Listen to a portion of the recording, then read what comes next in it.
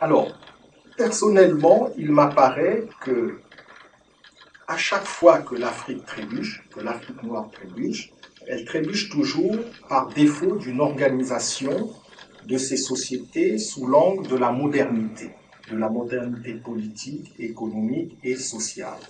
C'est pour ça que je dis souvent que toute l'actualité politique de l'Afrique noire se résume en une seule question. C'est vraiment mon point de vue. Mais c'est un point de vue qui ne tombe pas du ciel, hein. C'est quand même fondé sur les analyses que j'ai faites. Je pense que toute l'actualité politique de l'Afrique noire se résume en une seule question: comment organiser les sociétés africaines comme espace de modernité? Et je pense que la modernité, notre horizon politique, c'est ça. Notre horizon politique doit être la modernité. Ce doit être cet horizon que nous devons souhaiter à la modernité, à nos sociétés. Mais avant de se demander comment on pourrait réaliser la modernité chez nous, nous devons peut-être d'abord nous interroger sur qu'est-ce que c'est que la modernité. Parce que là aussi, chez les Africains, c'est pas clair, c'est très confus. Hein. Le discours est très confus. Qu'est-ce que c'est que la modernité? Et il nous faut faire un arrêt sur ça. Il nous faut débattre de cette question. Alors, quand on regarde la littérature médiatique et universitaire en Afrique, on s'aperçoit qu'elle véhicule une conception eurocentrique de la modernité. Pour cette littérature, être moderne, c'est forcément emprunter les formes occidentales de civilisation. C'est forcément emprunter le modèle occidental d'organisation de la société. On comprend dès lors pourquoi les Africains, pour la plupart, nous autres Africains, c'est vrai, pour la plupart d'entre nous, nous avons une conception eurocentrique de la modernité. Or, cette conception eurocentrique pose deux problèmes. Elle pose d'abord un problème épistémologique, en ce sens qu'elle réduit la modernité à ses formes d'expression occidentale. Or, cela est faux. La modernité telle qu'on la connaît aujourd'hui en Occident n'est que le reflet de l'expérience occidentale de la modernité. Nous ne devons jamais oublier cela. La modernité telle que nous la vivons aujourd'hui n'est que le reflet de l'expérience occidentale de la modernité. Il y a ensuite un problème sociologique. Cette conception eurocentrique de la modernité fausse le rapport des Africains à la modernité. Le fait qu'on véhicule une telle conception eurocentrique fausse notre rapport à la modernité. En effet, soit nous nous en méfions, on se méfie de la modernité parce qu'on considère que c'est une trappe d'aliénation culturelle, donc vous avez beaucoup d'Africains qui tournent le dos à la modernité parce qu'ils trouvent qu'on va s'occidentaliser. Or, nous ne voulons pas nous occidentaliser. Ça aussi, je trouve que ça fausse notre rapport à la modernité. Alors, vous avez cela, vous avez d'autres Africains qui adhèrent à la conception eurocentrique de la modernité sans recul critique. Alors, ceux-là, ils vont se lancer dans un mimétisme caricatural de la modernité. Ils vont s'occidentaliser totalement et ils vont considérer que c'est ça, la modernité. Alors, je pense qu'il y a une chose qui est certaine, c'est que nous autres Africains, nous devons nous émanciper, nous libérer de cette conception eurocentrique de la modernité qui nous amène à adopter une posture non constructive sur cette question de la modernité. Alors, qu'est-ce que nous devons faire? C'est très simple. Nous devons nous approprier une conception non ethnocentrique de la modernité. Une conception non ethnocentrique de la modernité, c'est-à-dire simplement, nous devons adopter une conception socio-historique de la modernité. Nous devons regarder sur le plan de la sociologie historique qu'est-ce que c'est la modernité et emprunter cette conception. Alors, ce n'est pas facile de dire qu'est-ce que c'est que la modernité d'un point de vue socio-historique. Personnellement, j'ai fait cette étude-là. Et l'étude que j'ai faite de la modernité d'un point de vue socio-historique, ça fait partie d'un travail assez exhaustif, dont je ne pourrais pas vous l'exposer là, parce que ça prendrait des heures. Je peux vous livrer simplement les résultats de cette recherche. Il ressort de cette recherche que, d'un point de vue de la sociologie historique, la modernité doit être entendue dans un sens très précis. La modernité, c'est la configuration que présentent les sociétés qui s'organisent sur la base des principes d'efficience, d'émancipation et de rationalité. Voilà ce que c'est la modernité.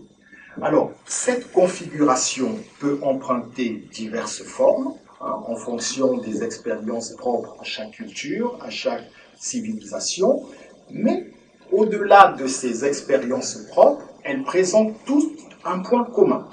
Elles présentent toutes un point commun qui est de donner à ces sociétés le profil, et c'est ça le point commun, c'est qu'au-delà de leurs différences, toutes ces sociétés présentent le profil d'une société qui s'organise comme espace de liberté, des libertés publiques, critères de la modernité. Une société qui s'organise comme espace de prospérité, de responsabilité politique. La responsabilité politique, c'est la modernité. Une société qui s'organise comme espace d'inventivité, de science, de technique et de spiritualité. Même la spiritualité fait partie de la modernité. Alors, je pense que la modernité, c'est cela. La modernité, c'est cela. Regardez, je vous donne un exemple simple. Un des critères de la modernité, c'est la liberté d'expression. Voilà, c'est un des critères de la modernité. Et pourtant, la liberté d'expression aux États-Unis et en Europe, c'est pas la même chose. Aux États-Unis, on a une liberté d'expression absolue. Aux États-Unis, vous pouvez tout dire. Vous pouvez faire l'apologie du nazisme aux États-Unis, on ne vous mettra pas en prison. Vous pouvez faire l'apologie du racisme, on ne vous mettra pas en prison. C'est une liberté d'expression absolue. En Europe, c'est pas la même chose. En Europe, liberté d'expression, d'accord, mais une liberté d'expression limitée. Si vous faites l'apologie du nazisme en Europe, on va vous mettre en prison. On connaît toutes les associations de lutte contre l'antisémitisme, etc., qui n'arrêtent pas de faire des procès à ceux qui font l'apologie du racisme. Vous faites du nazisme, vous faites l'apologie du racisme en France, on peut porter plainte contre vous. Donc vous voyez bien qu'aux États-Unis et en Europe, un même critère de la modernité qui est la liberté d'expression, ça ne présente pas le même aspect. Une est absolue, l'autre est limitée. Mais il y a un point commun. Il y a un point commun, c'est que nous reconnaissons la liberté d'expression. Voilà. Donc,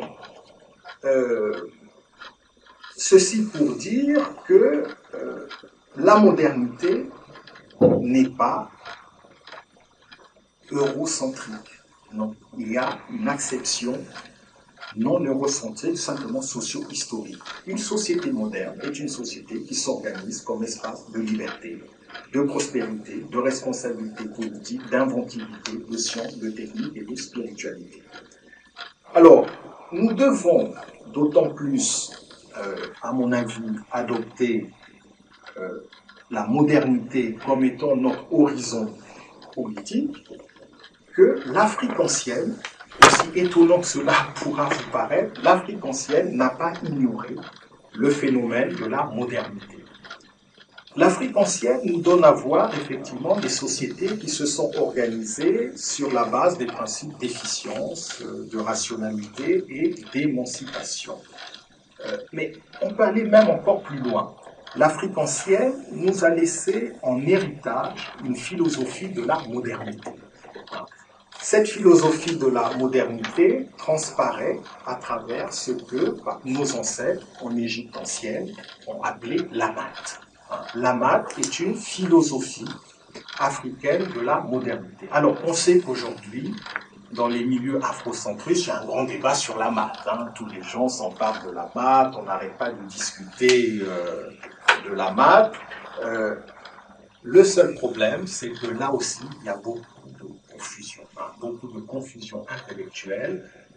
Tout le monde parle de la maths et tout le monde pense qu'il parle correctement de la maths.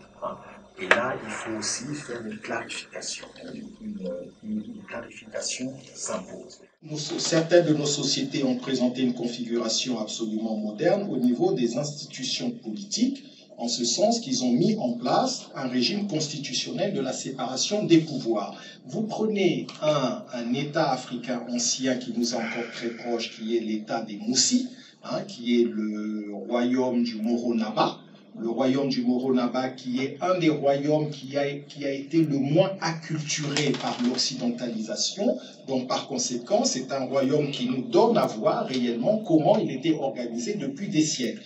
Il y a un auteur français qui s'appelle Michel Isard qui a fait une étude exhaustive de la société politique Moussi. Quand vous lisez cette étude, vous ne pourrez qu'aboutir à la même conclusion que moi. Voilà, nous avons là un régime constitutionnel de séparation des pouvoirs, ce qui est le critère même de la modernité sur le plan politique.